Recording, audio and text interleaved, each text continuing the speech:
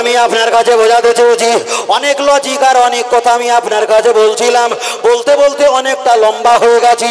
তার ভিতরে হাসান আর হোসাইন হুজুরের ব্যাপারটা আর একটা বা ধরা যাক, তাহলে বিষয়টা আরো রহমত আর বরকতে আমার আল্লাহ পরিপূর্ণ করে দেবে। হোসাইন হুজুরকে যখন ওরা শহীদ করার জন্য একটা জায়গায় যখন হাজির হয়ে গেল, লক্ষ্য করে দেখা যায় হোসাইন হুজুর ফোরাত নদীর কাছে গিয়ে একটা বার বললেন, ও এজিদের দলেরা একটা বার পানি দাও। হোসাইন বললেন, একটা বার পানি দাও। তোমরা কে জানো? আমি গোলাম মা ফাতেমার কলিজার টুকরা, আমার নানাজি হলো মোহাম্মদ সাল্লাল্লাহু আলাইহি ওয়াসাল্লাম। আমার নানাজিকে তোমরা সকলে চেনো। একটা বার যদি ফোরাত নদীর পানি তোমরা যদি আমাকে খেতে অনুমতি দাও, অবশ্যই কিয়ামতের দিনে আমার নানাজির সাথে করে নিয়ে তোমাদেরকে হাউজে কৌসারে পানি পান করাবো। এজিদের দলেরা কোনো কথা শুনলে না।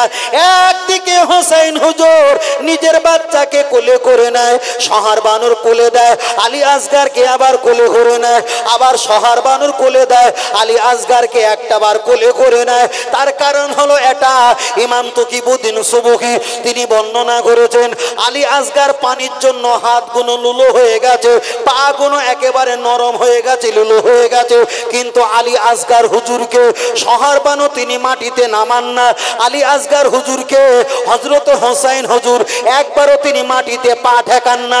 এই তাফসীরে কারকেরা ব্যাখ্যা করেছে, নবীর কলিজার টুকরির টুকরা হযরতে আলী আসগার হুজুর, তার বংশের দিকে তাকিয়ে যাও।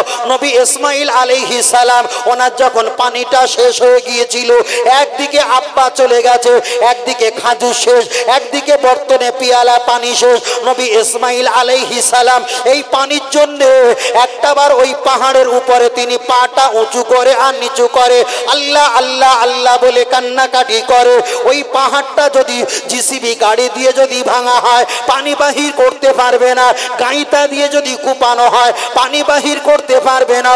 নবী ইসমাইল আলাইহিস সালাম এই ছোট পা, হাড্ডি নরম পা, তুলতুলে গোস্ত হাড্ডিটা নিয়ে একটাবার পা উঁচু করে একটাবার নিচু করে। আম্মা জান হাজরা আলাইহাস সালাম পানির জন্য একবার সাফওয়া পাহাড়ে যায়, ওখানে পানি পায় না, মারোয়া পাহাড়ে যায়, ওখানে পানি পায় না। কোরআন বর্ণনা দিয়েছে, ইন্না সাফওয়া আল মারওয়াতা মিন শাইরিল্লাহ, ওই সাফওয়া মারোয়া পাহাড় আমার আল্লাহ কিয়ামতের দিন নেকি বদি ওজন করার জন্য পাল্লা বানিয়ে দেবে। আম্মা জান হাজরা আলাইহাস সালাম ওই সাফওয়া পাহাড়ের উপরে দাঁড়িয়ে তিনি একটাবার গলাটা লম্বা করে দিয়ে তিনি তওবা পাঠ করলেন, রব্বি গিফির আরহাম আনতাল আজওয়াল আকরাম। আল্লাহ আমি ভুল করেছি, দুনিয়ার মানুষ বিপদে পড়লে আপনার দিকে তাকায়, আমি বারবার আপনার নাম না স্মরণ করে আমার বাচ্চা ইসমাইলের দিকে আমি বারবার তাকাই। আমার আল্লাহ পাক জানিয়ে দিলেন, এই নবী ইসমাইলের দিকে চলে যাও জিবরিল, জিবরিল তোমার ৭০,০০০ ডানা দিয়েছি, ওই ডানাটা নিয়ে একটাবার ঝাপটা দাও আর একটাবার তুমি নখের আঁচড় দাও, কোন ফায়াকুন আমার হুকুমে। নবী ইসমাইল আলাইহিস সালাম একটাবার পা মারবে, ওই পায়ের দাপটে আমি আল্লাহ অত বড় পাহাড়ের পাথর ফাটিয়ে আবে জমজমের কুয়ার পানি বাহির করে দিলাম। আর একটু জোরে বলে, আর একটু জোরে বলেন সুবহানাল্লাহ। তাই আমি আপনাকে বোঝাতে চেয়েছি, এদিকে আলী আসগার হুজুরকে হযরত হোসেন হুজুর একটাবার কোলে করে নেয়, একটাবার শহর বানু আম্মা যান তিনি কোলে করে নেয়। এই বাচ্চাকে কিন্তু পাটা মাটিতে ঠেকাতে দেয় না। ইমাম তকিবুদ্দিন বর্ণনা করেছে, এদের বংশ, এদের রক্ত, এদের খানদান নবী ইসমাইল আলাইহিস সালাম লাথি মেরে পাথর ফাটিয়ে কুয়া বাহির করে দিয়েছিল। এই হোসাইনের আওলাদ আলী আসগার যদি পানি না পায়, একটাবার যদি পা ঠোকে, আবার দ্বিতীয়বার আল্লাহ কুয়া বানিয়ে দেয় কি না। এই জন্য আলী আসগার হুজুরকে জমিনে পা ঠেকাতে দেয় না। আর একটু জোরে বলেন সুবহানাল্লাহ। লক্ষ্য করে দেখা যায়, একবার হোসাইন হুজুর ফরাত নদীর কাছে গিয়ে বললেন, তোমরা যদি একটাবার পানি দাও কিয়ামতের দিন ইয়ামায়া ফিরুল মারউ মিনাকিহি ওয়া উম্মিহি ওয়া আবিহি অসাহিবাতিহি আবানি। কিয়ামতের দিন যেদিন কেউ কারো হবে না, ওই দিন আমার নানাজি সুপারিশটা তোমাদের দ্বারা করিয়ে নেব। আমার নানাজি সাপা তোমাদের ঘাড়ে পৌঁছাবে। ওরা কোনো কথা শুনল না, দূর থেকে একটা তরোয়ালটা ছুড়ে দিয়েছে। হযরত হোসাইন হুজুরের কপালে বিদ্ধ হয়ে গেছে। একেবারে তরোয়ালে ফলাকটা বিদ্ধ হয়ে যাবার পর মাথা দিয়ে কলকল করে রক্ত নির্গত হয়। হোসাইন হুজুর দোনো আইদিয়াকুম, দুটো হাত দিয়ে একটা বার যখন পানিটা আজলায় দেখতে পাওয়া যায় এই রক্ত মিশ্রিত পানিটা একেবারে লাল লাল আকার হয়ে গেছে। আল্লাহর কোরআন বলেছে ইন্নামা, নিশ্চয়ই হারামা, হারাম করেছি মাইতাতা মৃত আত্মা রক্ত, এই রক্ত খাওয়াটা হারাম। হোসাইন হুজুর দেখলো আমার 17 জন কম বেশি আমার সাথীরা পানি পিপাসার জন্য মৃত্যুবরণ করেছে, শহীদ বরণ করেছে। আমার বাচ্চা আলী আসগারকে আমি পানি খাওয়াতে নিয়েছিলাম, শহীদের পানি খাবিয়ে তাকে দুনিয়া থেকে মৃত্যুবরণ হতে হলো। আজ আমি হোসাইন এই পানিটা যদি খাই, এই রক্ত মিশ্রিত পানি খাওয়া যাবে না। হোসাইন হুজুর তিনি পানি খেলেন না, একটাই কারণ, তিনি হারাম থেকে বাঁচার কারণে। আর একটু তাহলে এখানে প্রমাণ হয়ে গেল রক্ত মিশ্রিত পানি খাওয়া চলবে না। এবার একটা কথা বললি, যাদের ব্যবসা করেন ব্যবসাটা একটু ঘাঁটতি হবে। ব্যবসাটা কি? যারা হোটেলগিরি করেন, হোটেলে গোশ রান্না করেন, কিংবা বাবুর্চিগিরি যারা করেন, যারা বাড়িতে বিয়ে বাড়ি আনুষ্ঠানিক কিংবা কলমাখানি বিভিন্ন জায়গায় যারা রান্না করেন, ওই 50-60 কেজি গোস্ত একটা গাছায় চপড়া রেখে দিয়েছে, 2-3টে বালতি পানি মেরে দিয়ে গোশটা তরকাতে দিয়ে রান্না করেছেন।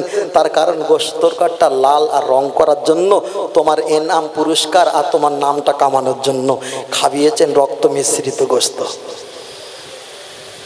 কথা মাথায় গেছে? রক্ত মিশ্রিত গোস্ত।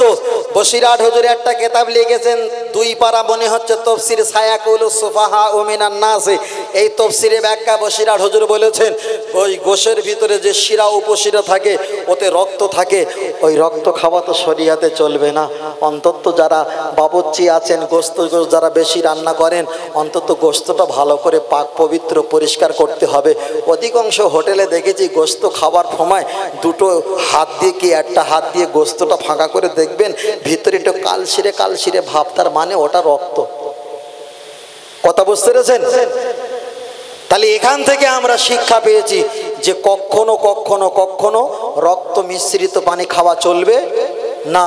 হোসাইন হুজুর ওখানে কাতর হয়ে পড়ে গেলেন। এজিদের দল সীমার সেখানে চলে গেলেন। তারপরে ছুরি চালাবে, বললো এখানে ছুরি চালাতে পারবে না, আমার নানাজির এটা রহমত বরকত হিসাবে আছে, এখানে আমার নানাজি অনেকবার চুম্বন দিয়েছে, আমার নানাজি অপমান হবে। কাটলো না, জায়গা মতো দেখিয়ে দিল, সেখানে কাটলো। তার আগে তিনি 2 রাকাত নামাজ পড়লেন, বেশি সময় নিলেন না। কেন বেশি সময় নিলে ওরা মনে করবে যে ইনি মরণের ভয় পেয়েছে। উনি পর্যাপ্ত সময়ে নামাজটা শেষ করলেন। এখানে বোঝাতে চেয়েছি হোসাইন হুজুর ইন্তেকালের পূর্বে, শহীদ হবার পূর্বে তিনিও ডেকেছিলেন কাকে? আল্লাহকে। তিনিও নামাজে ইবাদতে মগ্ন ছিল।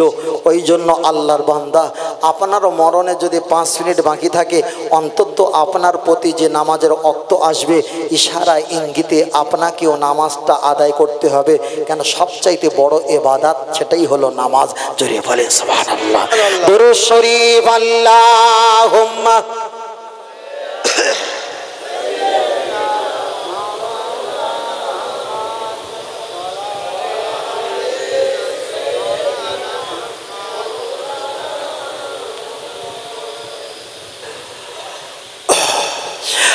আমার মনের ঘরেতে রেখেছি যারে, দো জাহানের বাদশা নবী কামলিওয়ালা রে।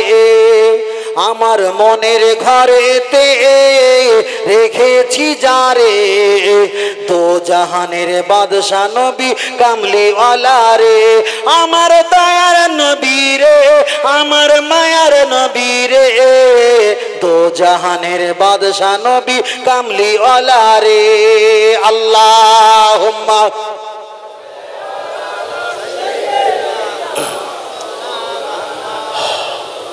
ওয়ালা আলি। মোরা যদি ডানাওয়ালা পাখি হতাম, ওই মদিনা দেখার লাগে উড়ে যাইতাম।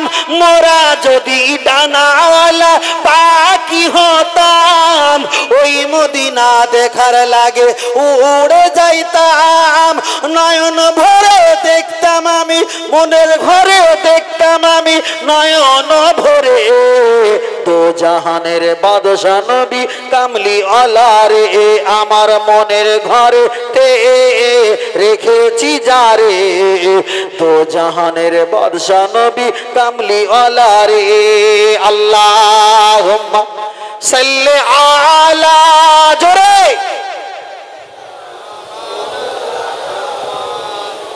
আলা আলি।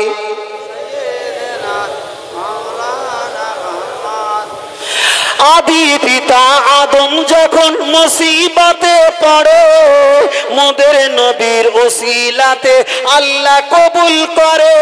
বলো সুবহানাল্লাহ। আরেকটু জোরে হবে না? আদি পিতা আদম যখন মুসিবতে পড়ে, মোদের নবীর ওসিলাতে আল্লাহ কবুল করে। সাখারাতের বিছানাতে দেখা দিও রে, দো জাহানের বাদশা নবী কামলি আলা রে, আমার মনের ঘরেতে রেখেছি যারে। দো জাহানের বাদশা নবী কামলি আলা রে। আল্লাহুম্মা সাল্লি আলা। কটা বাজে?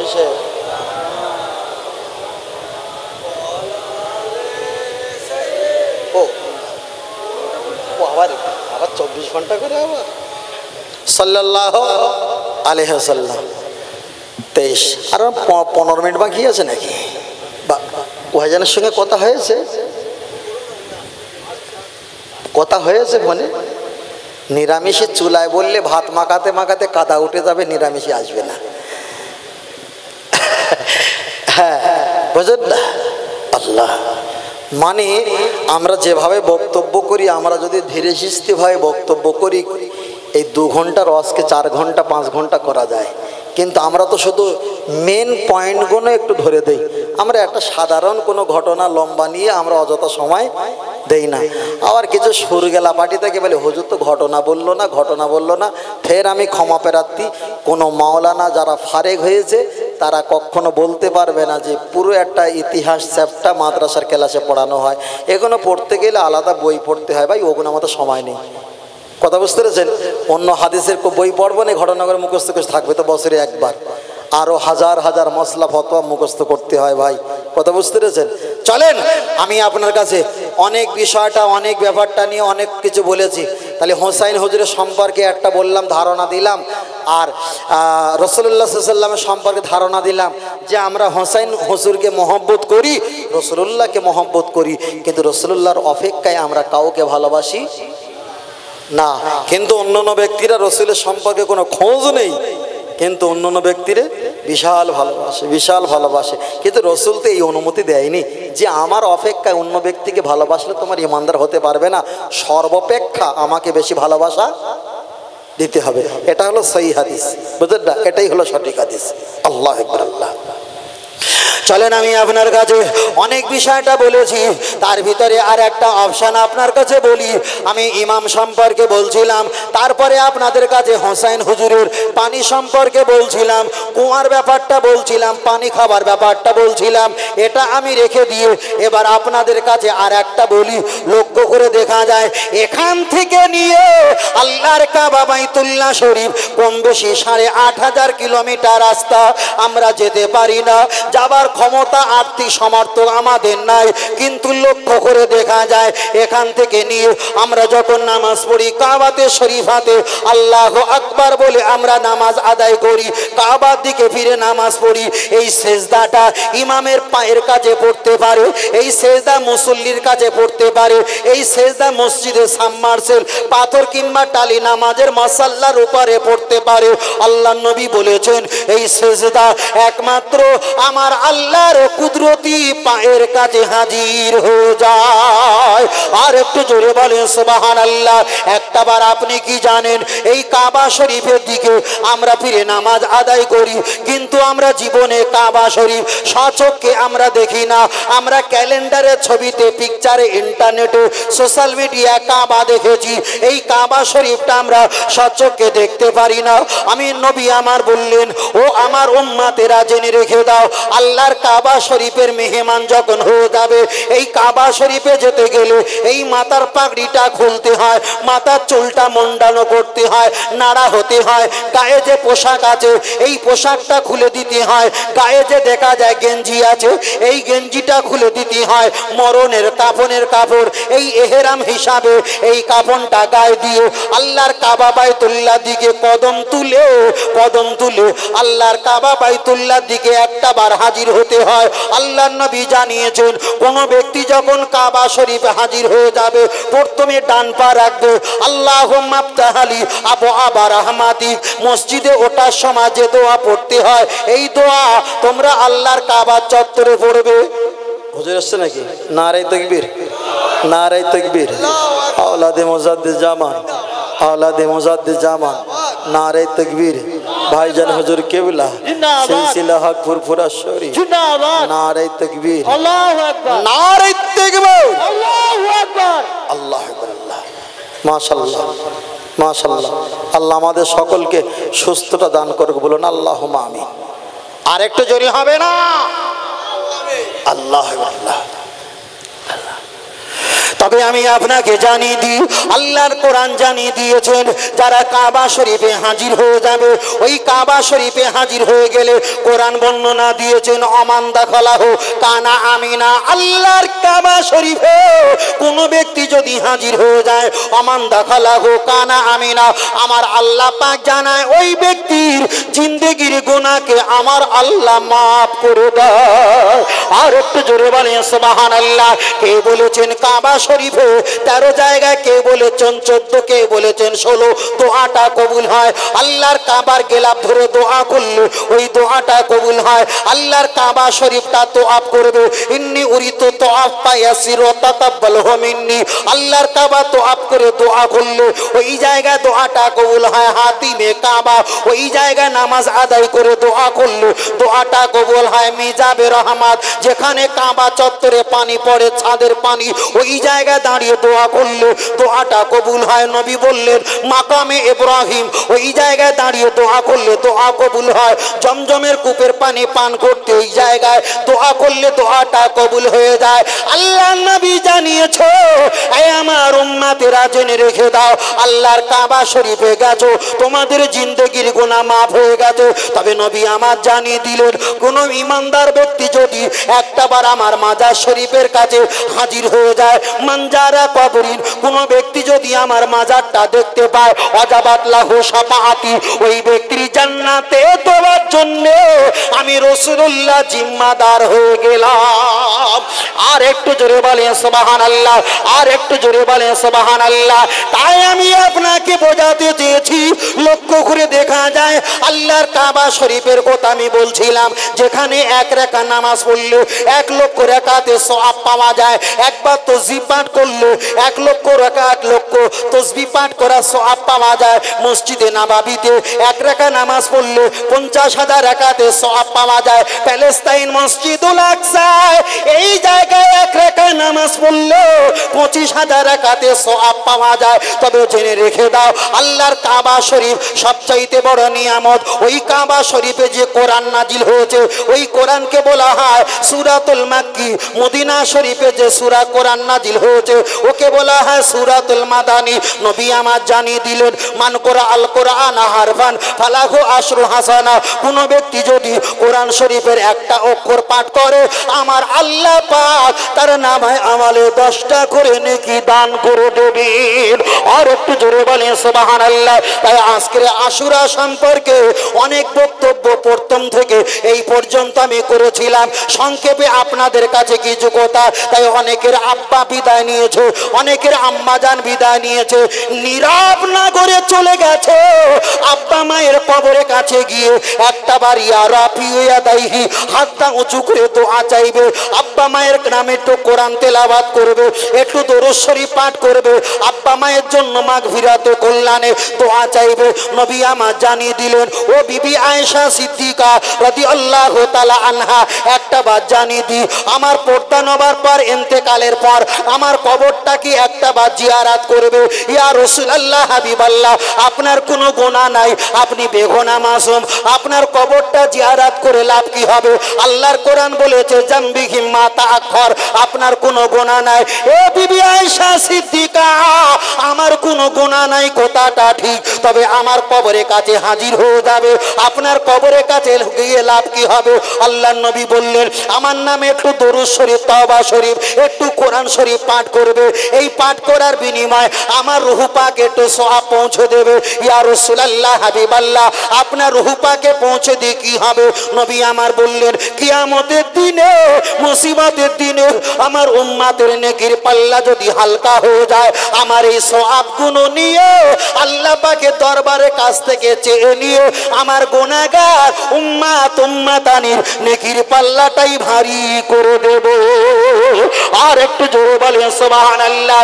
আল্লাহ নবীকে বললেন, বিবি আয়েশা তাহলে কবর জিয়ারত করবে। ইয়া রাসূলুল্লাহ, ঠিক আছে। দয়ার নবী পরে বললেন, বিবি আয়েশা রে, কিয়ামতের দিন আমার উম্মতের যদি নেকির পাল্লা হালকা হয়ে যায়, আল্লাহকে বলবো, আল্লাহ আমি তয়েফে গিয়েছিলাম, যতটা আমাকে রক্তাক্ত করেছিল ওই রক্তগুলো নিয়ে নেকির পাল্লায় আমি ছেড়ে দিলাম। আল্লাহ আমার উম্মতকে আপনি একটা বার নাজাত বানিয়ে দাও। আল্লাহ বলবে, নাজাত বানিয়ে দিলাম।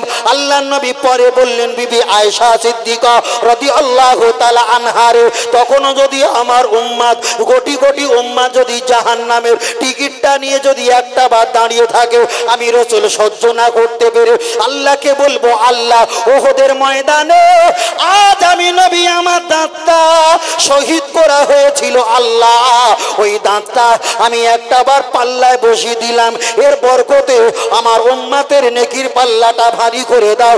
আমার আল্লাহ পাক ভারী করে দেবে। পরে আমার নবী পাক বললেন, বিবি আয়েশা রে, তাতে যদি আমার উম্মতের নেকির পাল্লাটা হালকা হয়, আরো যদি উম্মত অগণিত যদি থাকে, আল্লাহ নবী বললেন, বিবি আয়েশা সিদ্দিকা, আমার দাদু ভাই, নানু ভাই হাসান আর হোসাইন রাদিয়াল্লাহু তাআলা, ওদেরকে একটা বার কোলে করে নিয়ে ওই নেকির পাল্লায় বসিয়ে দিয়ে দেব। আর একটু জোরে বলে সুবহানাল্লাহ। এ বিবি আয়েশা রে, আমার দাদু ভাই, নানু ভাই হাসান আর হোসাইনকে নিয়ে আমি যখন পাল্লায় বসিয়ে দেব, আমার উম্মতের নেকির পাল্লা ভারী হয়ে যাবে। আমার আল্লাহ কোটি কোটি উম্মতকে নাজাত বানিয়ে দেবে। তখনও যদি আমার উম্মাতানিদের জাহান্নামের টিকিট যদি হাতে থাকে, এখনো যদি অবশিষ্ট থাকে, ওই সময় আমি দৌড়ে গিয়ে বলবো, ইয়া রব্বুল আলামিন, আল্লাহ একটা বার আপনি বলেছিলেন, ওয়ালাল আখিরাতু খায়রুল লাকা মিনাল উলা, 30 পারা সূরা ওয়াদ-দুহা, ওয়ালাল আখিরাতু খায়রুল লাকা মিনাল উলা। আল্লাহ আপনি তো জানিয়েছিলেন, হাবিব তোমায় দুনিয়াতে কষ্ট দিয়েছি, এই জায়গা তোমার কষ্ট দেওয়ার জায়গা নয়। আল্লাহ আপনি একটা বার আমার প্রতি রাজি হয়ে যাও। আমার দয়ার নবীকে আমার আল্লাহ পাক বলবেন, হাবিব পৃথিবীর নবীরা আমি আল্লাহ যাতে খুশি, পৃথিবীর নবীরা তাতে খুশি, আমি আল্লাহ পাক জানিয়ে দিলাম, আমার হাবিব যাতে খুশি, আমি আল্লাহ তাতে খুশি হয়ে গেলাম। আর একটু জোরে বলে সুবহানাল্লাহ। এ বিবি আয়েশা, তোমাকে জানিয়ে দি, ওই সময় কি করব? আল্লাহ পাকের দরবারে দোয়া আছে, যে নেকির পাল্লা দড়িটা আছে, একটা বার আমি ঝুলে ধরে ধরে পড়বো।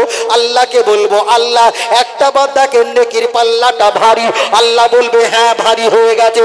আমার দয়ার নবী বললেন, এ আমার বিবি আয়েশা সিদ্দিকা, আলমার ওমান আহাব্বা, আমার ওসিলা আনা আউয়ালু শাফিন, আমার প্রথম সুপারিশের কারণে কোটি কোটি উম্মাতানি আল্লাহ পাক দয়ার জান্নাত নসিব করে দেবেন।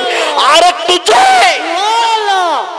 আজকের সেই নবীর কথা তানার আল আওলাদ লাগতে জিগার এবং ইমাম হাসান হোসাইন রাদিয়াল্লাহু তাআলা এবং আম্মাজান মা ফাতেমা, হযরত আলী কাররামাল্লাহু ওয়াজহাহু, সাহাবা আবু বকর, ওমর, উসমান, বিভিন্ন সাহাবাদের সব নামকরণের কথা বলেছি না, যাতে করে কারোর বাদ না যায়। গেলে হয়তো মনে একটু খারাপ লাগতে পারে যে বললাম না কেন।